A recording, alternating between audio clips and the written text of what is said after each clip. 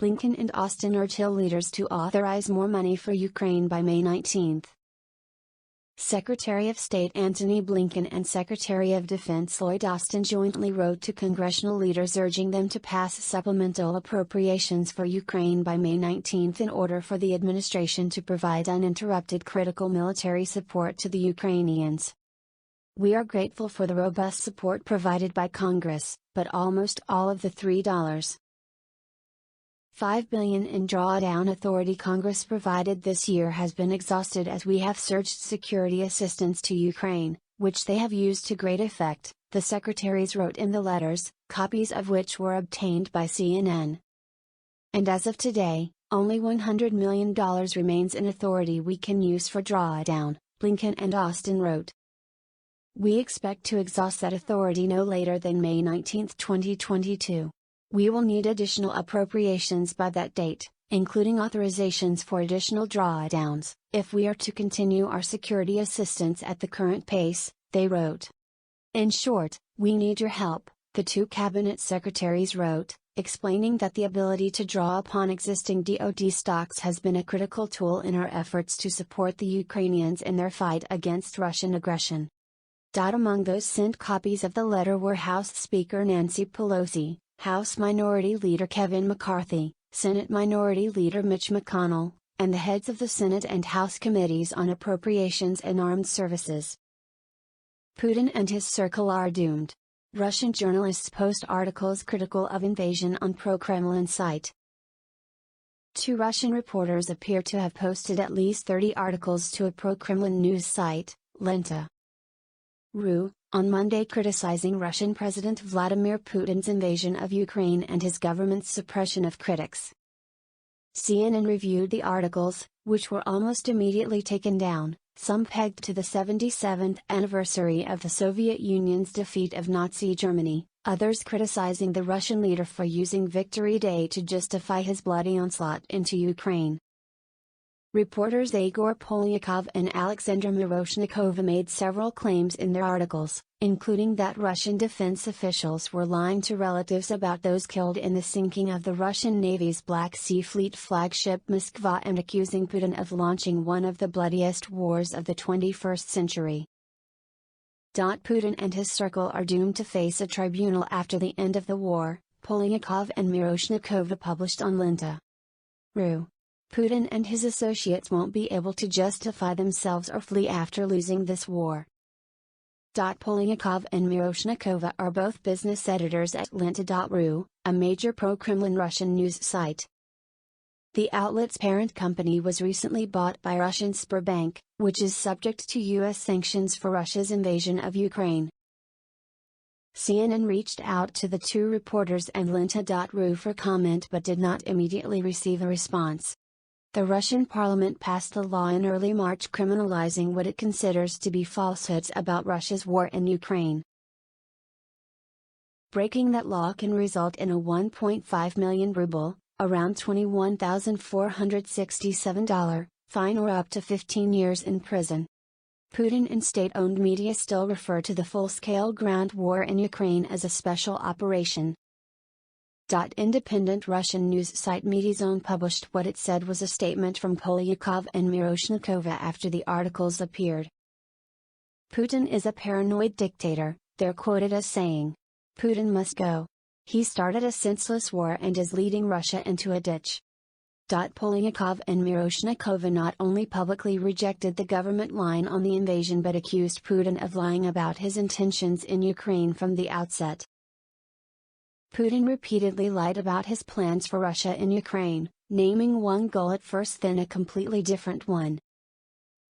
They pointed to Putin's call for a liberation of Donbass, denazification, and the demilitarization of Ukraine, as examples of what they describe as hastily put together justifications for a needless war. One of the articles in the duo's Victory Day series focused on what they described as the Russian military lying to families of sailors who died on the Moskva flagship. CNN has previously reported on anxious Russian parents scrambling for information about the fate of sailors aboard the ship that was sunk by two Ukrainian missiles sunk last month. The article claimed the Russian Navy may have recirculated old images of the Moskva's crew to suggest more sailors made it off the ship unharmed than really did. The video of the Black Sea Fleet leadership and crew members that the Defense Ministry circulated after the tragedy could have been archival, since a relative of a missing crew member actually recognized him in the video itself. CNN could not independently confirm these claims. Each article on Lenta.ru started with the same urgent plea under the headline. Disclaimer: this material is not approved by the state, therefore the presidential administration will delete it. In other words, take a screenshot urgently before it's deleted. The duo also appeared to sign off from Lenta.ru saying, "We're looking for work, lawyers and probably political asylum. Don't be afraid, don't be quiet," they continued in an apparent call to action. Resist. You are not one, you are many. The future is yours. Peace to Ukraine. Reporting critical of the government in Russian media is rare, especially since the war in Ukraine started in February. The last major journalistic show of dissent from state media was when longtime Russian TV editor Marina Ovsyannikova held up an anti-war sign during a live broadcast on Russia's Channel 1 in March. She was arrested and fined 30,000 rubles. Ovsyannikova is now reporting for a German-owned news outlet from Russia and Ukraine. Residents in Russian-occupied Kherson, "Our children are all at war." In the Russian-occupied southern city of Kherson, non-stop shelling has reduced buildings to rubble. In nearby villages, the fields are covered in debris. But many residents can't leave. Instead, they do their best to move forward, hiding in basement shelters when the shelling gets too close. On the roads, men still sell cow's milk, and care for their livestock. But it's not so much that life goes on, said CNN's international security editor Nick Paton-Walsh, it's that life has nowhere else to go. When asked about the possibility of leaving, one resident laughs. "I've got plans for tomorrow," she told Walsh. "Every day I go out, the goats are waiting for me. I'd sleep longer, but Terry's shelling and the goats are asking for food." Others feel they can't leave their homes while beloved children are on the front lines. Another resident, Svetlana, said she was waiting for her son to return from the war in Mariupol. "Our children are all at war," she said. "My son is a prisoner. If he comes back and I have gone, it's like I have abandoned him." Ukraine says second hotel, shopping mall hit as Russia fires hypersonic missiles at Odessa. A shopping mall and two hotels were hit by Russian military strikes on Monday in the southern port city of Odessa. 3 Kinzhal missiles, Russia's new hypersonic missiles, were fired from a plane and hit a tourist infrastructure target, said Sergei Brachuk, a spokesperson for the Odessa Regional Military Administration. 2 people were hospitalized from the missile strike, Brachuk said. CNN could not confirm the injuries. Brachuk did not identify the target, but CNN has geolocated and verified the authenticity of 2 videos circulating on social media, which show significant damage at a hotel in the village of Zadika. One of the videos was first published by the Odessa City Council. This is the second hotel in the Odessa region that was targeted Monday. It's unclear why the 2 hotels, or who may have been staying at them, were targeted. A shopping mall was also hit by 7 missiles, according to Ukraine's Armed Forces Southern Operational Command. 5 people were wounded, and 1 person died in the strike, it said. U.S. House of Representatives will vote on $40 billion aid package on Tuesday. From CNN's Manu Raju and Kristen Wilson. The House of Representatives will consider an additional $40 billion in supplemental funding for Ukraine on Tuesday, according to House Majority Leader Steny Hoyer. On Monday, President Joe Biden called on Congress to immediately pass the Ukraine aid bill, warning for the first time that existing aid will run out in approximately 10 days. Get it to my desk in the next few days, Biden said in a statement. Biden initially requested $33 billion, but Congress has proposed billions more for food aid and military equipment. Highly likely Finland will apply for NATO membership, Finnish minister says. It is highly likely that Finland will apply for membership in NATO, said the Finnish Minister for European Affairs. Speaking to CNN on Monday, Tytti Tuppurainen said the decision has not yet been made, but called the nation's likely membership a very natural response to Russia's war in Ukraine. She added that if her country does indeed apply, she hopes the ratification process would be as brief as possible. We would, of course, prefer to have a neighborhood that would have been founded on friendship and cooperation, she said. But it is Russia that has distanced itself from the security order, and it is Russia that has started war in Europe. It is Russia that has invaded in Ukraine. Now, people see this new reality and the time has come to join NATO. On Thursday, Finnish President Sauli Niinisto is expected to give his personal opinion about whether to pursue NATO membership, which is expected to be followed by a statement by Prime Minister Sanna Marin.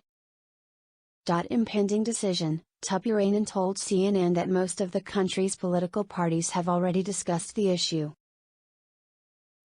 The Social Democrats, Marin and Tuppurainen's party, will gather on Saturday to make their decision, which will be guided by Marin's announcement. Now that the leader of the country is about to make the decision regarding the NATO application, we can say with good arguments that the whole country is ready for this, Tuppurainen said, noting the strong public support in Finland for joining the defensive alliance. Message to Moscow: Russia has warned it will respond if Finland, with which it shares a more than 800-mile border, joins NATO. The Kremlin does not dictate our decisions, Tuppurainen told CNN, adding it would be in the best interest of Russia to behave like an adult in this situation. We've seen now what kind of a country Russia is and what kind of a regime it has. It has a ruthless dictator as leader, she said. We are no longer under any kind of illusions what he's up to. And we know now that he can wage a war that is as despicable and ruthless and brutal as one can imagine. Finland has been a long-time partner of NATO, something that US and NATO officials have pointed to in voicing support for the nation's membership if it chooses to apply. President Biden, I'm confident that Putin believed he could break up NATO and the EU. At a fundraiser for the Democratic National Committee in Potomac, Maryland Monday, President Joe Biden told supporters Russian President Vladimir Putin thought he could break up NATO and the EU. I'm confident that Putin believed that he could break up NATO, that he believed he could break the European Union, Biden said, according to a poll report from the event. Biden also called the Russian president very calculating and expressed concern that Putin can't find out a way out of the Ukraine war. According to the poll reporter, Biden's remarks are off camera. Earlier Monday, White House Press Secretary Jen Psaki hit Putin for his remarks at a Victory Day address from Moscow, telling reporters at the White House Putin's claims NATO was creating threats next to our border are patently false and absurd. Ukraine struck Russian air defense system on Snake Island over weekend, officials say. The Ukrainian military struck at least Russian one air defense system on Snake Island over the weekend, according to 3 U.S. defense officials and a Ukrainian official. The strike on the SA-15 short-range air defense system is in addition to strikes on a Russian helicopter and landing boat, a senior U.S. defense official said.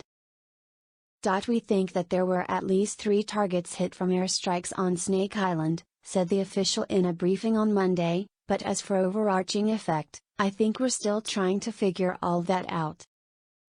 A satellite image from Sunday morning showed 2 columns of smoke rising from the island. Another U.S. official said it's unclear what strategic value the strikes had, while noting that the island has a tremendous amount of symbolic importance for Ukraine. Shortly after Russia began its invasion of Ukraine, Snake Island was where a Ukrainian soldier defiantly said over the radio, "Russian warship, go F yourself." A Ukrainian source official said that 2 SA-15 systems had been hit, not one. It remains to be seen whether the air defense system was a target of opportunity or a concerted effort to go after Russian air defenses, which have limited the ability of Ukrainians' air force to fly. Over the weekend, both Ukraine and Russia reported more combat in the Black Sea. A Ukrainian official said Sunday that Ukrainian forces had destroyed a helicopter and several small ships. The Russian Ministry of Defense Sunday gave a very different version of events. Major General Igor Konashenkov said that during Saturday night, 2 more Ukrainian Su-24 bombers and 1 Mi-24 helicopter of the Ukrainian Air Force were destroyed by Russian air defense systems over the island. Biden calls on Congress to pass Ukraine aid this week.